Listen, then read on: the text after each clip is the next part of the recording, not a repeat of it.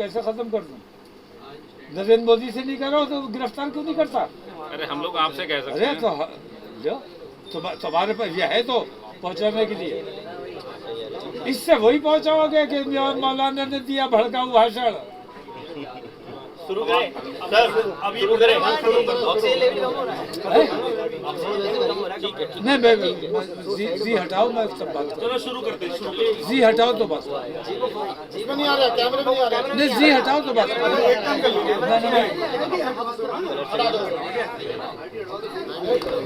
हट गए चलो अब तो बोलो। नहीं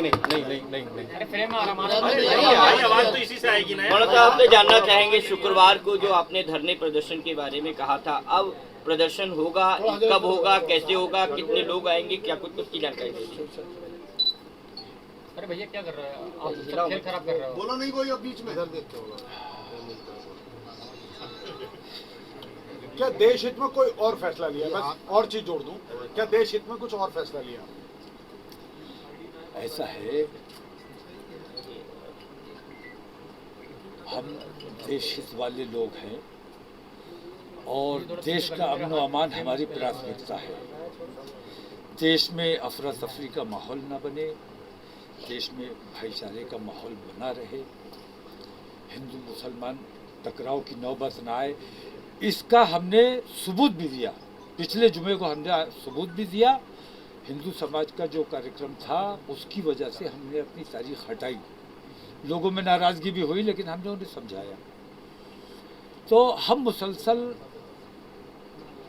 मैं अपने देश से प्यार करता हूँ और मैं अपने बरेली से प्यार करता हूँ। बल्कि मैं यूँ कहूँ कि मेरा शहर, मेरा बरेली ही मेरा देश है, यही मेरी मातृभूमि है और मैं इसका अमन व अमान किसी भी कीमत पे, बरेली का अमन बर्बाद होने का मतलब है देश का अमन बर्बाद होना।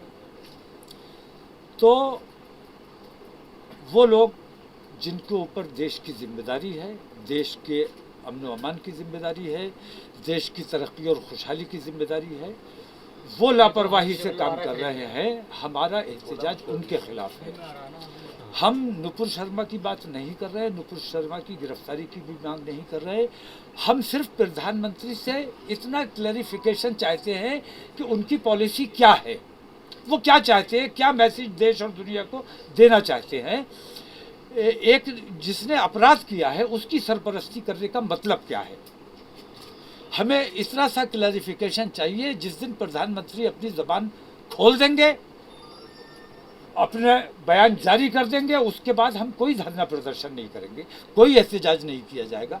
नुपुर शर्मा को गिरफ्तार करो या ना करो, हमें कोई दिक्कत नहीं, लेकिन सरकार को वजाहत करनी चाहिए कि सरकार देश को किस राह पर ले जाना चाहती है। इसलिए सी हमारी दरख्वास्त है प्रधानमंत्री जी से कि उन्हें अपना मौन तोड़ना चाहिए और देश के बारे में कोई फैसला करना चाहिए। मौलाना साहब, आपने जो शुक्रवार को प्रदर्शन रखा था, अब वो कब होगा? शुक्रवार का प्रदर्शन मैंने पिछले शुक्रवार का रखा था, लेकिन अमन व अमान के लिए, हर किस्म के टकराव से बचने के लिए मैंने अपना वो प्रोग्राम पोस्टपोन किया। इस जुमे को रखा, लोगों में खौफ व दहशत फैलाने की कोशिश की गई। पुलिस ने हमारे उलमा को, हमारे अइम्मा को मस्जिदों जाके टेरराइज करने की कोशिश की। ये तरीक़ा अच्छा नहीं है। कॉल मेरी है, मैंने बुलाया है, जो बात करनी है मुझसे करो। उन लोगों को डराने धमकाने और मुकदमों का खौफ दिखाने और बुलडोज़र का खौफ दिखाने की कहाँ गुंजाइश बनती है। मैं बैठा हूँ, बुलडोज़र चलाओ या गोली चलाओ, मुझ पर चलाओ। लेकिन ज़िला प्रशासन से अभी मेरी मीटिंग हुई, उन्होंने अपनी कुछ दिक्कतें बताई। अपने उलमा के किसी भी किस्म की हम अपने उलमा को दिक्कत में नहीं डालना चाहते, अपने इमामों को दिक्कत में नहीं डालना चाहते और हम ये बताना चाहते हैं, ज़िला प्रशासन को भी ऐसा लगता है शायद कि जुमा होगा तो भीड़ बहुत ज़्यादा होगी। ये उनकी गलतफहमी है। रसूल आज़म की शान का मामला है और हर वो शख्स जो अपने रसूल से ज़रा सी भी मोहब्बत उसके दिल में है, उसका दिल बेचैन है और जुमे को बुलाया जाए या इतवार को बुलाया जाए, जिस दिन भी बुलाया जाएगा इंशाल्लाह हर जुमे से ज़्यादा भीड़ इंशाल्लाह आ जाएगी। तो मैंने कहा ठीक है, तुम्हें अगर जुमे से डर लगता है, और मैं देख रहा हूँ हुकूमत भी जुमे से खौफजदा हो गई है, जुमे से डर लगने लगा है, तो जुमे का डर निकालना हुकूमत के दिल से, हिंदूवादी संगठनों के दिल से, जुमे का खौफ निकालने की नीयत से मैंने ये फैसला किया है कि जुमे को प्रदर्शन ना करके हमारा ये प्रोग्राम जो है यौम दुरूद का, ये इतवार को किया जाएगा। और उसी अमन व अमान के साथ, उसी अमन पसंदी के साथ, उसी भाईचारे के जज्बे के साथ और उसी रसूल आज़म पर अपनी जान निछावर करने के जज्बे के साथ, अमन के साथ, किसी से छेड़छाड़ नहीं, क्योंकि रसूल आज़म की तालीम यह है कि खुद परेशानी उठा लो लेकिन अपने पड़ोसियों को परेशान मत होने दो। किसी के साथ कोई छेड़छाड़ नहीं, पुलिस से हमारा कोई झगड़ा नहीं है, शासन प्रशासन से कोई झगड़ा नहीं है। हमारी मांग है हुकूमत हिंद से, हुकूमत हिंद हमारी बात सुने, हमारी बात माने, और जब तक वो नहीं मानेंगे हमारा ये प्रदर्शन जारी रहेगा, इसको कोई नहीं रोका जा सकता। मौलाना साहब, आपने ये कहा था कि महिलाओं और बच्चों को भी इस प्रदर्शन में बुलाएंगे, और इस बात को लेकर सवाल उठने लग गया था कि शायद उसकी शील्ड आप लेना चाहते हैं। हाँ, नहीं, आप लोगों ने मैं जो एक अच्छा मैसेज देना चाहता था उसको घुमाकर पेश किया कि मैं दंगा कराना चाहता हूँ और महिलाओं और बच्चों की आड़ में रहकर ये काम करना चाहता हूँ, तो मुझे बदनाम करने की कोशिश। हम मर्द लोग हैं और ला हौला वला कुव्वता इल्ला बिल्लाह पर ईमान रखते हैं, अल्लाह के सिवा किसी से डरते नहीं है, अल्लाह से बड़ी किसी को ताकत मानते नहीं है। तो हम छुपने और डरने मर्द हैं अल्हम्दुलिल्लाह, औरतों की आड़ में रहकर कोई काम नहीं किया जाएगा। हमने प्रशासन को डर लगा कि शायद औरतों की वजह से उन्हें दिक्कत हो रही थी, मैंने कहा महिलाएं, हम वहाँ उतना पर्दे का भी इंतज़ाम नहीं कर पा रहे हैं, इसलिए हमने ये फैसला किया है कि महिलाएं और छोटे बच्चे हमारे प्रोग्राम में शरीक नहीं होंगे। उस दिन महिलाओं का प्रोग्राम इंशाल्लाह फिर किसी दिन अलग अलहदा से किया जाएगा, सेपरेट किया जाएगा, उसके लिए कोई दूसरी डेट फिक्स की जाएगी। बड़े एहतराम के साथ आपसे एक निवेदन ये है कि आपने अभी नूपुर शर्मा के लिए एक अपराधी गुट बताया।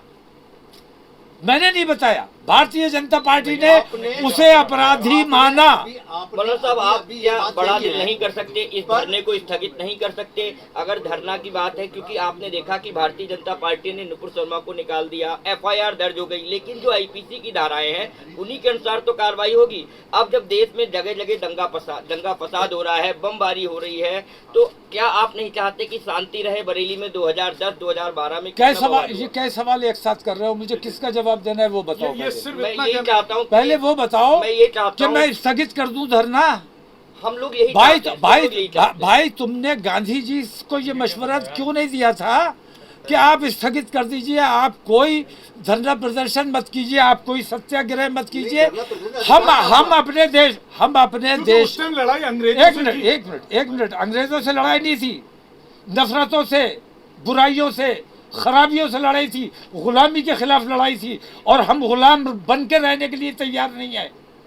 हम गुलाम बन के रहने के लिए तैयार नहीं है। हमारी लड़ाई अपने देश को आतंकवाद से, नफरत से, दंगे फसाद से और इन तमाम चीज़ों से निजात दिलाने के लिए ये आज़ादी की लड़ाई है। अब किससे आज़ादी चाह रहे हैं आप? मैं नफरतों से, दंगे फसाद से, जो नफरतों का माहौल बना दिया, हिंदू मुस्लिम भाईचारा मैं बनाना चाहता हूँ। और हिंदू मुस्लिम ये कैसा, मौलाना साहब, ये कैसा प्रोटेस्ट? जगह जगह बमबारी हो रही है, पथराव हो रहा है। अच्छा, और आगजनी भी नहीं होगी। मेरे प्रदर्शन करने से दंगा होगा? क्या पता कुछ ऐसे शरारती लोग किस वजह से? आपकी इमेज खराब हो जाए। मेरे प्रदर्शन करने से किस वजह से दंगा क्या होगा? पता आपकी इमेज खराब करने के लिए कुछ लोग साजिश करते हैं, इसलिए तो बेहतर है कि स्थगित कर दिया जाए। तो ये काम तो आप मुसलसल कर रहे हो। मुझे हर चैनल पे बहुत कायदे से विलन बना के पेश किया जा रहा है। मैं आप लोगों से शिकायत भी नहीं कर रहा हूँ। आप लोगों ने किस बुरी तरह से, मैंने अपना कलेजा निकाल के रखा आपके सामने, और आपने कहा कि आतंकवादी मौलाना है, जहरीला मौलाना है। ये बहुत तकलीफ। आप लोग आतंकवाद परोसने का काम कर रहे हो। आप लोग ये सवाल क्यों नहीं करते कि 2014 से पहले जो बम फटा करता था गांव गांव, बस्ती बस्ती, हर जिले में, हर सूबे में वो बम अब क्यों नहीं फटता है? आपको ये सवाल उठाने चाहिए। आप नहीं उठाओगे क्योंकि आप चाटुकारी करने वाले लोग हैं। आप प्रधानमंत्री के चाटुकार हैं। प्रधानमंत्री बहुत एक सुनिए, पहले बात सुनो, ये तरीका गलत है। पहले बात सुनो, मैं तुम्हारे चैनल के जरिए ये कहना चाहता हूँ कि प्रधानमंत्री तक सही संदेश पहुंचाना आप लोगों की जिम्मेदारी है। आप पहुंचाइए कि देश का माहौल क्या है, देश में कैसा अफरा-तफरी का माहौल है। एक आपके बयान से देश का माहौल सुधर सकता है, आपको बयान जारी करना चाहिए। प्रोटेस्ट का तरीका गांधीगिरी भी होती है ना, पत्थरबाजी थोड़ी ना। अच्छा, गांधीगिरी यही है कि रसूल आजम की शान में गुस्ताखी कर दो? गांधीगिरी यही है कि मस्जिद में जाके भगवा झंडा लगा दो? एक एक करके बोलो, किसने बमबारी की है? पूरे देश में किसने की है बमबारी? पूरे देश में किसने? तुमने हमेशा बमबारी, उन लोगों ने किया। वो सब बात कायदे से करो, बात जबान अपनी ठीक रखो, बात कायदे से करो। किसने बमबारी की है? क्यों लोग जुमे की नमाज किसने बमबारी? मुझे बताओ किसने की है? क्यों लोग पेट्रोल बम वगैरह उन्हीं के पास मिले? सब पुलिस की साजिश है। पुलिस ने दंगा भड़काया है, पुलिस की साजिश से दंगा हुआ है। और मैं इसीलिए अपनी चीज़ों को चेंज कर रहा हूँ, बार मैं अपनी चीज़ों को चेंज कर रहा हूँ ताकि मेरे ऊपर ये इल्ज़ाम ना आए कि मैंने उनकी बात नहीं सुनी, नहीं मानी। मैं अमन चाहता हूँ, भाईचारा चाहता हूँ, शांति। तुम लोग ये जो परोसने की कोशिश कर रहे हो, ये तुम अपने देश के साथ गद्दारी करने का काम कर रहे हो। मैं तुमसे हाथ जोड़ के दरख्वास्त करता हूँ कि ये हिंदू मुसलमान और मंदिर मस्जिद का जो तुम लोगों ने तमाशा बनाया हो, सुनो भाई, पहले बात सुना करो। जो तुम लोगों ने तमाशा बनाया हुआ है, इसको फौरन बंद कर दो। ये हमारे देश के लिए बहुत घातक है। मौलाना साहब, 10 तारीख को जो हंगामा हुआ था, उसके बाद अगर आपको प्रदर्शन की इजाजत मिली, इसकी जिम्मेदारी कौन लेगा कि आपके प्रदर्शन में भी इसी तरह का कोई हंगामा होता? तो आप खुद समझदार हैं, ये पूरा ओनस आपके ऊपर में जाएगा। मैंने प्रदर्शन की इजाजत ली है, मिल गई। प्रदर्शन की इजाजत ली है और प्रदर्शन की इजाजत मुझे जुमे के बजाय इतवार की दी गई है। और मैं ये मानता हूँ कि जुमा मेरे लिए बहुत इम्पोर्टेंट है, लेकिन जुमे का खौफ मैं चाहता हूँ कि लोगों के दिलों से निकले। जो जुमे का खौफ है वो निकले, तो मैं इस बार को प्रोग्राम कर दूंगा, मुझे कोई दिक्कत नहीं।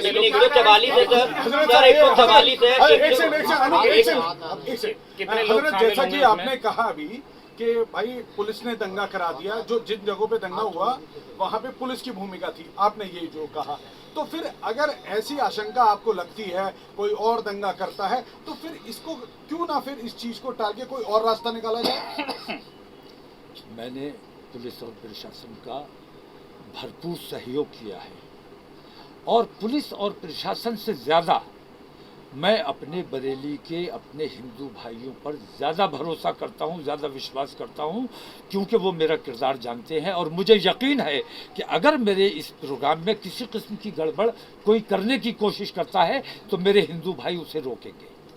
मेरे हिंदू भाई बरेली में किसी किस्म का फितना नहीं करने देंगे। मौलाना साहब, जो आपने कितने लोगों की परमिशन ली है आपने? कितने लोगों की परमिशन? मैं संख्या नहीं बता सकता। मौलाना साहब, 144 लगी, संख्या लोग जा सकते हैं। 144 परसों भी लगी हुई थी, जब वो लोग ज्ञापन देने नारे लगाते हुए और जुलूस के साथ गए थे। कौन लोग गए थे आप बताइए?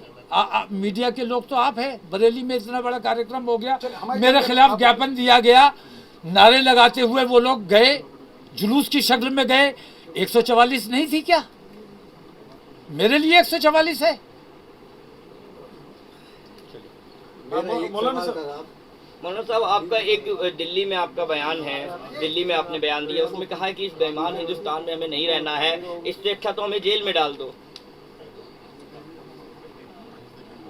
मैं कहता हूँ कि अपना तरीका दुरुस्त करो, जो बेईमानी कर रहा है उसे जेल में डाल दो। और अगर तुम इतनी सी ईमानदारी नहीं दिखा सकते तो फिर हमें जेल में डाल दो, हमें इस बेईमानी के साथ नहीं जीना है। इसमें कहाँ क्या गलती है? जो बेईमान है, जो देश को नुकसान पहुंचा रहा है, जिस देश का माहौल खराब कर रहा है, उसको आज़ाद तुमने छोड़ा हुआ है। आपने अभी कहा कि नुपुर शर्मा पे इस किस्म की धाराएं नहीं बनती हैं। प्रोफेसर रतन लाल पे कौन सी धारा है? उनका क्या कसूर था जो उन्हें गिरफ्तार किया गया? एक लीची जिसने वायरल कर दी थी, उस पे कौन सा ऐसा जुर्म बन गया था जो उसे गिरफ्तार कर लिया गया? रोज़ाना मुसलमानों को गिरफ्तार किया जा रहा है। तो मुसलमानों के लिए सारी धाराएं हैं, नुपुर शर्मा के लिए तुम्हारे पास कोई धारा नहीं है। मौलाना साहब एक सवाल मेरा है, दूसरे लोग भी हैं ये एक मिनट, एक सवाल है बस मेरा, लोकल की ये भाई है कि नुपुर शर्मा अपराधी है, उसने कौन सा अपराध किया जिससे अपराध घोषित किया जा रहा है? किसी हमने सर्वे किया, सर्वे में अधिकांश लोगों से मालूमात करा कि साहब वो गुनाह क्या है वो पता चल जाए, वो गुनाह कोई नहीं बता पा रहा है। आप इसको रोशनी में डालें। आप वो वीडियो देख लीजिए, वो सर्च कर लीजिए, मिल जाएगा आपको। आप मीडिया के लोग हैं और आप मुझसे इस किस्म का सवाल कर रहे हैं, ये तो अच्छा नहीं मालूम होता। अरे रुक जाओ, एक सेकंड रुक जाइए नफीस भाई, अब 5 मिनट। मौलाना साहब एक चीज जानना चाहेंगे, ये प्रदर्शन कम शब्दों में जरा ये बताएं, किस दिन होगा, क्या मुद्दे रहेंगे? 20 सेकंड। हमारा प्रदर्शन इतवार, आने वाले इतवार को होगा और उसमें किसी किस्म की नारेबाजी, सड़कों पर घेराव नहीं किया जाएगा। एक अलग कैंपस है, इस्लामी इंटर कॉलेज की फील्ड है, वहाँ तमाम लोग जमा होंगे। दुरूद शरीफ का नजराना पेश किया जाएगा, अपने मुल्क के अमन व अमान की, भाईचारे की और तरक्की और खुशहाली की दुआ की जाएगी और प्रधानमंत्री की सद्बुद्धि की दुआ की जाएगी। इस तरह सा कार्यक्रम। क्या सरकारी परमिशन इसकी मिल गई है या आपके प्रशासन? ये सवाल आपको प्रशासन से करना चाहिए कि उन्होंने परमिशन दी है कि नहीं दी। अच्छा, एक लगभग आखिरी कितने सवाल। लोग शामिल होने की उम्मीद है? मैं कानून अपने हाथ में नहीं लेता, मैं जबरदस्ती नहीं करता, क्योंकि मुझे अपने उलमा और अपने अइम्मा की इज्जत ज्यादा प्यारी है। उनके साथ किसी किस्म की छेड़छाड़ हो, बदतमीजी हो, ये मैं बर्दाश्त नहीं करूंगा।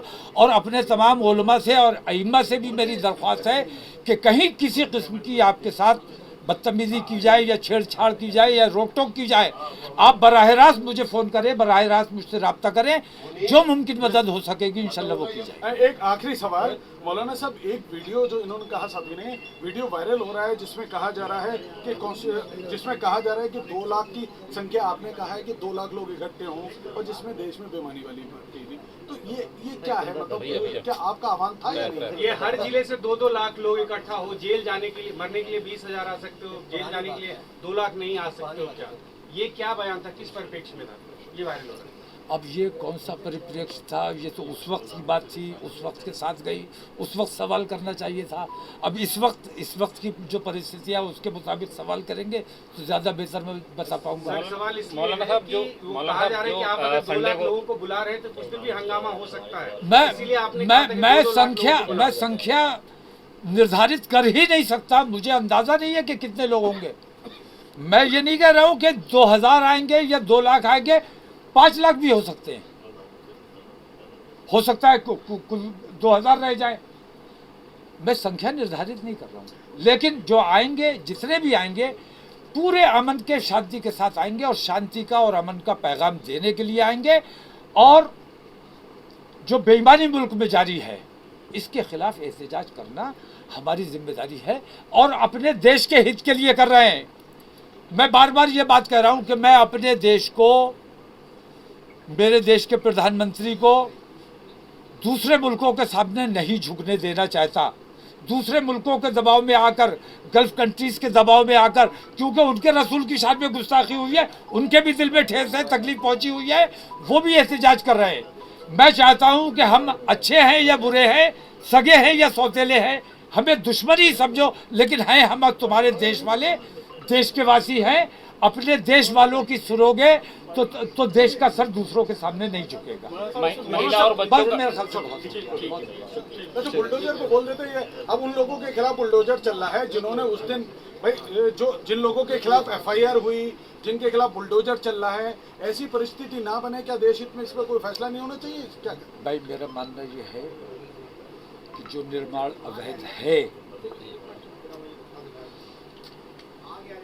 वो टूटना चाहिए, वो चाहे हिंदू का हो या मुसलमान का हो। मुसलमान जब किसी अपराध में इन्वॉल्व मिलता है तब आप उसकी जांच करते हो, तब उसकी प्रॉपर्टी आपको अवैध नजर आती है? उससे पहले वो अवैध नहीं था। मैं इसलिए कह रहा हूँ कि ये बुलडोजर की कार्रवाई जो है ये सबके साथ होनी चाहिए, बराबरी से होनी चाहिए, किसी के साथ ज्यादती नहीं होनी चाहिए। वो तमाम लोग, सर्वे होना चाहिए। मैं कहता हूँ कि बरेली की बात नहीं कर रहा हूँ, मैंने लखनऊ में मैंने बहुत मालूमात की, 90% बिल्डिंग्स जो हैं वो अवैध हैं, पीडीए से जिनका नक्शा दुरुस्त पास नहीं हुआ है। अगर बुलडोजर अवैध चलाना शुरू कर दिया तो खंडर हो जाएगा देश, क्योंकि देश की अक्सर बिल्डिंगें उनके पास नक्शे पास नहीं है, और जिनके नक्शे पास हैं उन्होंने उससे ज्यादा बनाया हुआ है। तो बुलडोजर की कार्रवाई से बेहतर ये है कि बिल्डिंगें तोड़ने से, बिल्डिंग जो है वो देश की संपत्ति है, वो देश की संपत्ति है, बुलडोजर नहीं चलना चाहिए, बल्कि कानूनी कार्रवाई जो बनती है, बिल्डिंग जब्त कर लो, बिल्डिंग किसी हिंदू को दे दो, किसी गरीब को दे दो, लेकिन उस पर बुलडोजर नहीं चलना चाहिए।